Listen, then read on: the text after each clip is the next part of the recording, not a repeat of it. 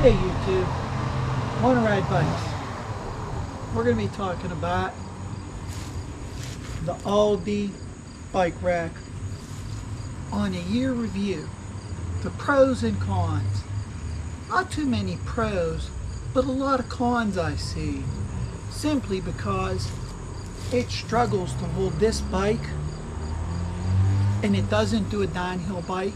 It mainly is for budget bikes. So we're going to get into that. Right here you see this bracket. This is plastic. So meaning it's plastic, you have to find a way to tighten it because all it does is spin.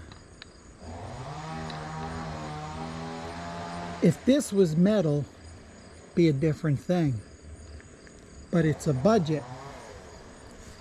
This here's plastic, which this is pretty good because it grips the bike pretty good. The tool tray is pretty good. Plastic here. Plastic here. It does not hold this bike, nor a downhill bike. A hardtail bike would work perfect simply because if this spins, you get that weight, it'll spin like this and the front will twist if you don't have this choked down. And as you see right there, it is cinched so close. The feet on it are great because you can turn this upside down if you're in the dirt and it digs into the dirt. That is very tripful when you work on a bike. You put a foot here and a foot here. This gets in the way. If we go back to this, it holds, but as you can see, just some spare Allen keys, zip ties I put here, because mainly most budget bikes have minimal of Allen keys. It's usually bolts. So these are only for when I'm having my bikes that don't work on this stand. I lean it up against something and I use the tray mainly. Or I have to hang it by the saddle. Now this ain't, am I cutting my head off? I think I'm cutting my head off here. Let's put this up a little bit.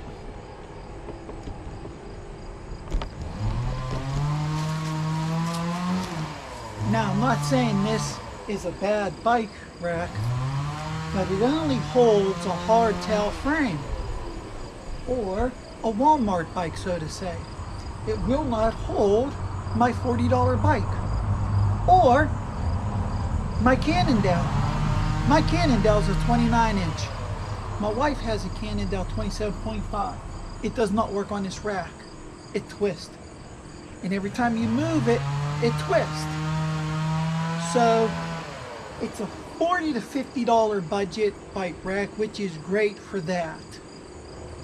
But I think the Park Tool bike rack would work better for me, the fix-it stand, because this here, for $50, it only does hardtails for me.